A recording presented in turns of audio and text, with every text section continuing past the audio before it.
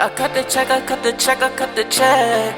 Tell my niggas we up next, so we up next. She shot a text, she shot a text, she shot a text. Kill the I might put the different day, put a nigga on that same shit. I've been ballin' with my niggas, Kevin Cambridge. Oh, you drippy, but you better tuck your chain quick.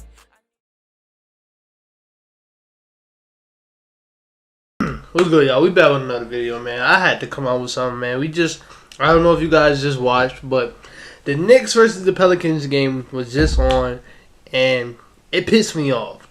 It pissed me off. Now, I want to talk about the Knicks first because I'm going to spend less time on them because that's not the reason why I wanted to bring this video, but I do have to shine some light on the Knicks.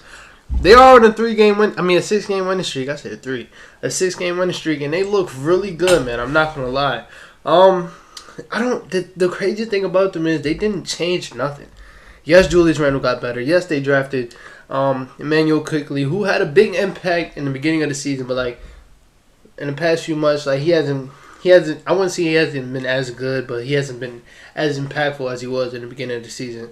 Obi Toppin, he rarely gets minutes, so that pick's looking kind of iffy. But I understand why that was a draft pick.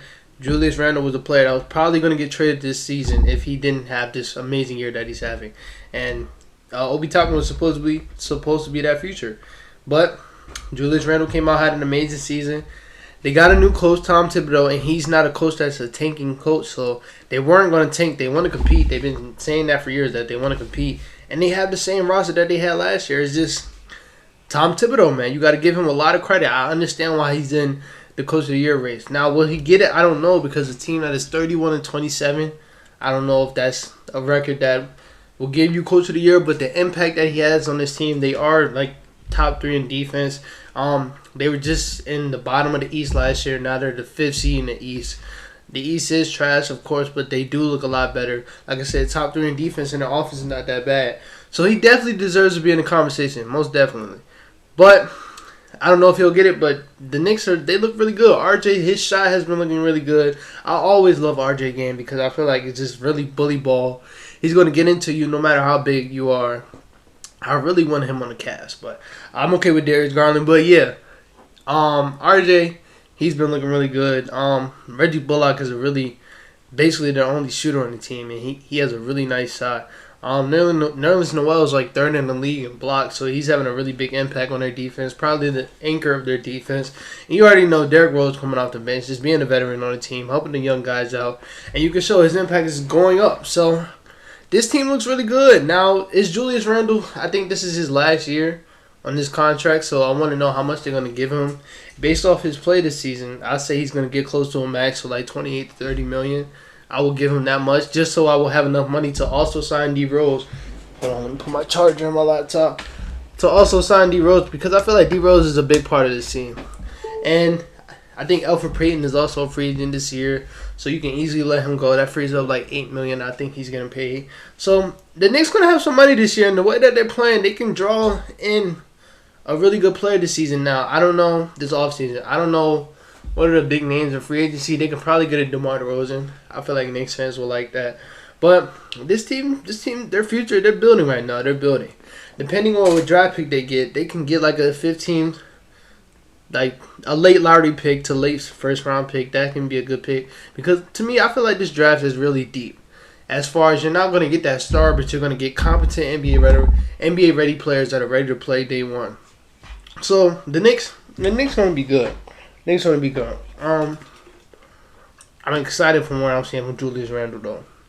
Really excited what I'm seeing from him. He looks really good. His footwork in the mid-range, you can tell he's been watching some Carmelo. You could tell because he was working Zion today. He was working him. But I want to get into the main reason why I wanted to bring y'all this video. The Pelicans. I made probably 3 videos about them. I don't want to seem like a hater, but that organization is so terrible. I don't want to backtrack on anything I said. I don't want to repeat anything I said. You already know how I feel. You signed Steven Adams without seeing him play. That's terrible. You trade for Eric Bledsoe. Even if you couldn't trade for Dante DiVincenzo, fuck it. Trade for Pat Connaughton. Anybody but Eric Bledsoe. He just doesn't fit on this team. Yes, he had a good game today, but he just doesn't fit on this team. draft picks. I already went over all that. But the organization is just so terrible. And then the Steve Van Gundy signing, it just tops it off, man. He's a coach that's like kind of stuck back in like the 2000s, the early 2000s. Like the game has changed, and he's not up to the game yet right now. Like he was that coach on the Pistons that signed John Lure just because he finally realized that it's starting to be a lot more threes being shot in the middle of in games now, and the Pistons really didn't have shooters at that time, so he signed John Lure to like a $15 million deal. He was a coach that had Greg Monroe and Andre Drummond starting at the same time. Who else? He gave somebody else a bad contract. Like he's always been late to the curve. Like he never really changed his scheme up as the game changes. The game is a 3 and damn, I'm stuttering. The game is really relying on threes today in this game. It's just everybody shooting threes. Like they just said the Miami Heat, the Brooklyn Nets game, they shot 10 threes in the first 5 minutes of the game. It's just heavy on threes, and you know the Warriors impacted that a lot. And he's a player he still want to play in that time where it's bully ball, you're in the paint, you're getting your points from your centers most of the time. But we're not in that time, and he hasn't adapted yet. He hasn't adapted, and you see it with the Pelicans today. You have B.I. Yes, he's been kind of iffy lately. He's been having these bad efficiency games, but it's still B.I. He's still an all-star. He's still one of the best shot creators we have in this game. And I understand Zion was hot. I understand Eric Bledsoe was even hot in the second half. But for B.I. to not touch that ball in the last 2 minutes and 8 seconds is terrible. And another thing, he relies heavy on Zion when it comes to the fourth quarter moments. And not to say that Zion's not up for it, like he's been doing decent in it, but you have a shot creator right now, and he rarely gets touches in fourth quarters, and it's kind of like mind-boggling. I'm like, bro, you have B.I. here. I understand Zion's doing his thing, but B.I. is a shot creator. I will live and die on B.I. getting these shots off because he is one of the best shot creators we have in this league. And he can literally do anything. He's a 3-level scorer. And you can kind of see it in B.I., bro. He doesn't look as engaged. Like, they kind of switched off from heavily relying on B.I. to heavily relying on Zion. And he kind of, his mood, like, he doesn't really look into it. But I put that on Stan Van Gundy because, like, this is scheme, bro. The scheme is terrible. And I'm not going to put all of it on him. Like I said, the organization is terrible, too. One thing I want to say about Zion, after watching this game, and not even just after watching this game, just after watching Zion, he might be one of the best players in this damn league. Because for him to average 30 with Steven Adams in the paint at all time, that shit is amazing. It's been so many times I've seen today him running into Steven Adams, the defender, because he damn near getting double teamed all the time. Because like I said, even if Steven Adams goes to the 3, nobody is going to take their ass out there and guard Steven Adams at the 3 because he's just not a 3-point shooter. So for Zion to damn near average 30 with Steven Adams right there, that shit is amazing. That shit doesn't get talked about enough because that shit is wild, bro. And then even when Jackson Hayes was on the court, he ran into Jackson Hayes some of the time. I'm like, bro, the spacing on this team is terrible. It's terrible. And then you go into overtime. First of all, I knew they were going to choke the game. You go into overtime. Lonzo doesn't get no minutes. Why is that? He didn't foul out. Yes, he was having an all-shooting game, but you're going to have that Marshall dude in the game. I don't know. I think his name Najee Marshall. He's not no bad player or nothing. No hate to him. But it's Lonzo, bro. Y'all need shooting. Your spacing is terrible. They had nobody out there that can shoot. Like I said, B.I. he had a really inefficient game, so he really wasn't shooting nothing.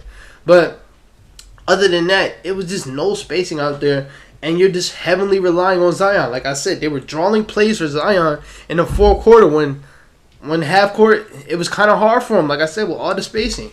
You even had Eric Bledsoe on the paint because nobody really going to go out there and guard Eric Bledsoe. It was just heavily clogged for Zion. And in those last few minutes of that overtime, Nerlens Noel was there. Julius Randle was there. And it was hard for Zion to score. But they kept going after it, I'm like, bro, B.I. is sitting here just sitting in the corner. I'm like, bro, he's one of the best shot creators we have in this league, and he's sitting in the corner. I understand Zion is the better player at this moment, and I understand he's having a better game. But why is B.I. not touching the ball? Why did Lonzo not see a minute in the overtime? It doesn't make sense, bro. It doesn't. The Pelicans, man, not even fuck the Pelicans. Bi, Lonzo, Zion, just get out, bro. Get out. Like I wanted Bi to not sign that extension. Of course he deserved it, but I wanted him to go into free agency, bro. Cause I knew the Knicks, I knew the Cavs, like other teams with a lot of money were just gonna offer him that bad, like that $35 million that he deserves. He deserved that $35 million, and now he sucks with the Pelicans. Only way he can get out is if he demand a trade. But Bi just doesn't seem like that player that will step up and demand a trade out of nowhere. But he needs to, bro, because, bro, he got disrespected today.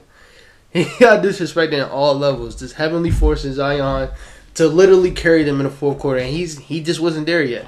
And they figured it out late in the fourth quarter. Just build around Zion, basically. Just had Julius Randle and Nerlens well like these, and Zion really couldn't do nothing. That's not on him. That's on the coach not making no adjustments, because that needed adjustments. It needed the ball. The ball needed to be in Bi's hand, and it just wasn't. It just wasn't. It was terrible. It was terrible. And then like having Eric Bledsoe trying to shoot the game-winning shot instead of Bi. Like I even said it. I was like, Bi about to hit this shot. I'm not worried about it. And I'm like, yo, Bi, why are you running to the corner? And I see Eric Bledsoe running around two screens. I'm like, what the fuck? Like, bro, how? You call a timeout and you draw up a play for Eric Bledsoe to hit a game-winning shot. What sense does that make? That don't make no damn sense, bro. He needs to be fired. Stan Van Gundy needs to be fired. Everybody, damn, what the hell? Everybody in the Pelicans organization, they need to do something, because their organization is terrible.